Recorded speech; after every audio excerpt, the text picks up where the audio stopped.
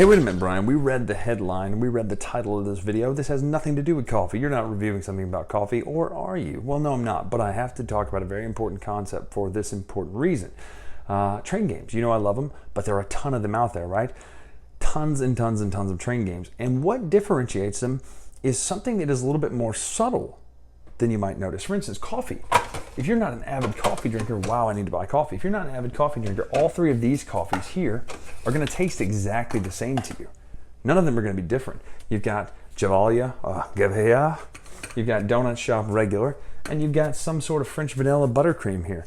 Now, to the non-coffee drinker, those are just going to taste like coffee, maybe with a little bit of buttercream in there from the vanilla one, but just coffee. It's not going to taste like anything special. However, the more you drink coffee, the more you start to notice the notes and the special flavors and tastes of the different coffees and which one does something better than the other ones, to where it's no longer just coffee, it's your favorite cup of coffee and you only want to drink that cup of coffee, or you really haven't played that cup of coffee in a long time and you want to get that cup of coffee to the table.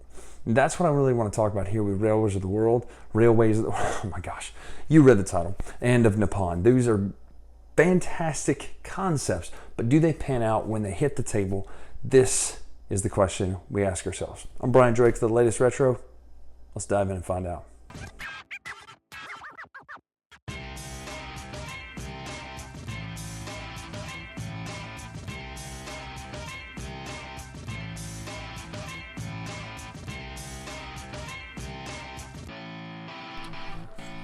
Come fly with me over the wonderful terrain of the eastern U.S. This is Railways of the World, the eastern U.S. map. Playing a two-player game currently right now. That's why you see everything kind of halfway laid out. I'm, of course, playing as purple because I always play as purple. Carla's playing as green because she has the motto that green wins games. But here's the basic setup for the game. This setup is pretty much the same for all the different maps, but I just wanted to show you all the different components. And note up here, these are the empty city tiles. They do not come painted like that. I just had a little bit of fun painting them, but look pretty great. Sorry, I had to show those off. So Brian, now why would you be playing a two-player game on this humongous map? I just want to show you my hand here and just show you how big this map. Now, I've got a pretty large sizable mitt. This is a massive map. It's a full six-paneled board with very large size panels. Why would you play the two-player game with this version? Well, there's a couple reasons. One is we like this map. I know the geography better. Two, right here, Mobile, Alabama, that's our hometown, that's where we live, we're sitting, we're literally right in there right now as I film this. And three, you play whatever map you want to play. That's the whole point of this, is you can play whichever maps you enjoy playing. So let's take a look at kind of how you play the game quickly. This goes for Nippon, this goes for Railways of the World 10th Anniversary Edition, it goes for all of the above, but let's talk about how you play real fast and get into this. So there'll be a couple times in this review when I make reference to another track laying, train putting game by Martin Wallace that also has to do with trains. I know I just said that. That would be Steam. And the reason is because Steam and Railways of the World, or Railways of Eastern Europe, formerly Age of Steam / Railroad Tycoon, all of these are very similar games with a few tweaks and differences. Which one do I like better? Spoiler, I like this one better. I know I'm not supposed to tell you that now, but I do like this one better, mainly because of this right here. I'm going to tell you what the actions are that you can do on your turn. One, you can build a track. You say, wait a minute, actions, Brian. I thought that you had to do a building phase and then a delivery phase. You're thinking of Steam. This one's much different. These are the actions you can do. You can build a track, which would be putting these little track tiles out. I'll show you those close up in a minute. You can build a fuel depot. That's part of the expansion. We didn't play with that. You can urbanize, which costs you 10 grand, which means that you would then take one of the empty city tiles that are over here, or the new city tiles, and put it on one of these gray cities, therefore turning Rock Island, Illinois, into a new city with cubes to deliver. Upgrade your engine. Now the engine upgrades are not just kept on a track like in Steam. They're done with these cards. You have a 1 and 2, 3, 4, 5, 6, 7, 8, all the way up to 8 levels, which means 8 links, which means 8 different points if you make an 8-link delivery. It tells you the cost of each upgrade too. So the first one to get to a level 2 is 5 grand. 3 and 4 are 10 grand. 5 and 6 are 15, and then 7 and 8 are 20 grand a piece. It's pretty pricey. We'll talk about how you get money and all that sort of stuff in just a minute. Then deliver a goods cube. This is the normal deliver a goods cube. Let's just say that this was blue. Well, here's a good example. You can deliver a purple cube here from this one right here to Wheeling. Pull this off the board. Get 1 point because we went 1 link. Now, what does that mean, 1 link? Well, let's just say that I had a good cube that was, in fact, a black good cube on this place. I could then go deliver the cube from here, Columbus, 1 link, 2 links to Louisville.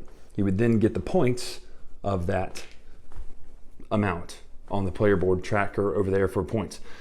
When you empty a city, you'll put one of these neat little empty city markers on it to show that that's empty. Different player counts involve different empty city marker amounts. When all the empty city markers are placed, you finish that round and you'll play one additional entire 3-turn round. Then the game ends. Person with the highest points wins, minus their bond scores, of course. Let's talk about some other things than the act. Oh, one last thing I forgot to mention. Select Railroads operations cards. Let's take a look at the cards because this sets it apart from Steam. Not to mention the fact, did you notice that I just said those are the actions you can do? There are 3 action rounds in a turn. You get to do an action, somebody else gets to do an action in a round. You get to do an action, everybody. Then you get to do an action. Then you collect your income. Then you pay your dividends and such as that. The interesting thing is, in those 3 actions, you can do any one of these things. You don't have to build first like in Steam and then deliver. You don't have to, take a card or try to pick a spot to get a different ability. These are all the different abilities you can do. So let's look now at how these cards work because they're a different thing. So I'll just show you a few of the cards here. Some of the ones are starter cards. They have the S in the bottom. The setup tells you how many of these to put out. These green card dots in the bottom right are conditional cards, basically is what I've called them. You meet the condition and you get the points. So 4 additional points on the income track when you're the first one to deliver a good to Jacksonville. There's ones like Raleigh for that, Jacksonville, there's one for Mobile. This one is new industry, so this has an X in it. It means it happens instantly. You discard it from the game. This is immediately place a new city in the gray tile of your choice and add 2 random good cubes, basically. It's a free urbanize action.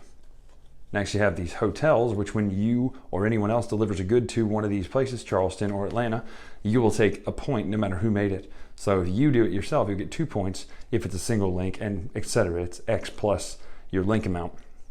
No, that's wrong. It's 1 plus X, X of course being your link amount. That also applies if someone else delivers there, you get a point as well. So the cards do different things like that, free actions and powers and all such as that. One of them lets you put, a free building action. Government grants, city growth does the same thing. City growth is like in Steam where you put the cubes out onto a place. And it doesn't actually seem to, I want to say it said you still couldn't put 2 on the same city, but there's no way to mark that in this one. Louisville Service Bounty, all these are Louisville, Chicago Hotels, City Growth, New Industry. Now this is Railways of the World. In the Railways of Nippon, there's different cards, and some of them are a little bit different. They're like, recreate this historic route, deliver a goods cube from Tokyo, a blue cube from Tokyo to Yokohama, and you'll get this many points. So that's pretty neat. Let's look at the point tracker over here because this is a very different thing too. You've got, this is actually, I lied, this is a 3-player game. Jake just wasn't doing very well. As it goes, each link you complete gives you a point per link. So let's just say you delivered a good 5 links away. That would be 1, 2, 3, 4, 5. Obviously you would have to have your train at level 5 and all such as that, but ignore that for a moment. You would move up to, let's say, level 5. Let's say you have 5 points. During the income phase, you will get $7 minus your bonds. And this just goes up. The higher you go until right here, there's the point of diminishing returns. At 49, you go down and you get further and further down. Obviously this represents running a huge, high cost, powerful train company. But once you get this engine rolling, and that's not meant to be a pun, but it kind of is too now. Once you build your engine to where you can just absolutely continue increasing points each round, it gets really easy because at first, to get money, you have to do these. These are called bonds. So bonds are a bit of a necessary evil. They come in denominations of 5, 10, and 25. No, you can't just take a bond out for 25. Basically, this means that anytime you need to pay for something that you don't have enough money for, you take a bond. Well, the cost of a bond is $5,000. Not the cost, but you're essentially selling a bond for $5,000 to a stockholder. When it comes time on the round tracker for you do your actions, then you get your income, then you pay dividends, each bond you have costs you $1,000 to pay the dividends out to the shareholders. So let's just say you had 5 bonds, which is totally possible. If your income is at 7, you're only going to make $2 or $2,000 during the income phase. So you have to watch out for these things. Plus, at the end of the game, these are -1 victory point for each one you have. Bonds. They're the worst. Interesting point of note, you'll look right here at these 4 tiles I've put here. This is your basic straight, your basic curve. These are the only 2 specialty tiles right here. You have a crisscross, which obviously would allow you to run a track across someone else's track coming from, let's just say, this was happening in Little Rock. Someone was running their train out of here. and they just had a straight originally, well then what you could do is you could pay to upgrade this tile into this tile, which would mean that both of you would now have access to that. Now obviously this would be coming from somewhere else, but you see what happens, it makes a crisscross. This other one is kind of a crisscross for two curves. Does very much the same thing, and just instead of a straightaway, it's for a curve. The reason I point that out is because there is no sharper curve than this, which means unlike Steam, you can't immediately come out into a city from this direction if you had to, because of different tracks. So the track placement is a little bit harder to do than in Steam because those options aren't there. In Steam is more, that's kind of more what it's about anyway. The cities are a little closer together in Steam. You'll notice that there's 1, 2, 3, 4 between a lot of these cities, but there are a lot of other maps too. It comes with the Railways of Mexico map, and the Railways of Nippon map is very tight, and I really like it. A couple things about terrain. Water tiles cost you 3,000 to place track on. Regular open tiles are 2,000. You'll notice here, mountains, these cost you 4,000. And up here, check out in the Smokies here, or yeah, right in the Smokies, right up there by Knoxville. You'll notice that here, this is this red, hard, bold ring around some of these places. You'll notice this one, for instance, is not a hard red ring, but this one is. If you were to build from here to here, it would just be the two 4,000s for these two places. However, if you were to build from here to here across this red one, it would be the 4,000, and an additional 4,000 for crossing that hard red line. So things can get expensive quickly. One other difference I really like is the major lines option. This feels a little bit like Ticket to Ride. If you were able to connect New Orleans to Minneapolis, this one has some special rules about the special link when you're going across to the west. But let's say New Orleans to Minneapolis, that's 10 points on that track, which is really going to shoot up your income if you think about it. The other ones would be New York to Chicago, Atlanta to Richmond, Baltimore, Toledo, Boston to DC. Also, everyone starts with what are called the Baron cards. You get 2 to choose between, and you keep 1. These are different cards with different in-game conditions to get points. Henry Farnham, gain 2 points for each link that your railroad owns from Chicago to any other city. Total of 8 allowed, points-wise. Gain 6 points if you had the most track tiles in play. 5 points if your railroad connects New York and Chicago. So if you did that, you would then get 15 points for this major link. Pretty neat little deal. It's pretty cool because it adds a lot of variety to the gameplay to have a goal that you're working towards, which is why I feel that this game does a lot more than Steam. So let's talk final thoughts now that we've looked at everything, how everything plays right now. Note about components. I really love these trains. They're fantastically done. They're very pretty little, again, pretty little sculpts here and the nice plastic feel. Cubes are cubes, you know, it's the normal train game cubes. But again, even before you painted these, I should have showed you them before I painted them, they still looked really good. They're just nice keep out signs with the brown plastic on them. But they paint up really fast and they're really easy. And man, these just look, I'm just excited about these, just the way they look now when they're on the board. Mobile, don't come here. No, really, come here, please. Come play a game with us. But that's it. That's the components to look at. The board is a mounted board. The money is paper money, but it's actually really nice paper money. I haven't had a problem with it yet. That's it. You know, cards are solid cards. These are nice stocky tiles, and of course, as if it were, you know, a Vito Lacerda game, Eagle Griffin style of inserts comes with the game too. So the only problem, of course, is finding how everything fits the first time. So what is there left to say about Railways of the World? Railways of Nippon. Both of these are fantastic games. And why am I talking about them as separate things? Well, one is really geared towards 2 players. It's got 4 characters, less components, a much smaller map, and just some good cards that really drive 4-player and under competition. I really like that. The big one though, 6 players, doesn't matter. It's really great. It still feels spread out. It still feels nice and tight. You can play 2 players on the big map using the Glen Drover variant. There are a lot of things about this that I absolutely just love. This is my favorite. The Railways system is my favorite of the pick up and deliver, send cubes through routes, get points based on the amount of links you have in your route game. I like it better in Steam, and I never thought I'd say that, even though I can play Steam on the iPad. This is a tighter game. I like the fact that you have your actions that you choose from, and you just get to do them whenever you want to do them. You're just not like, well, this is the building phase, this is the delivery phase. Do I have to choose between delivering or upgrading my train? No. It's one of the actions you choose to do. You get 3 of them, make the best of them, and I love that. I love the freedom to do that. I like the way the art looks. I like the fact that Mobile's in the game. If any game has Mobile in it, it's a win for me. It's always going to happen. Like, I'm always going to like it. I bought the very horrible looking Alabama map, and I'm pretty sure it's for Age of Steam, but it's translatable with Steam. Anyway, just because it was Alabama, it had Mobile. But this one, it's got it built onto the map already. The gigantic board. I love it. Railways and Nippon. I don't know the geography as well, but I really like the goals, and I really like the cards.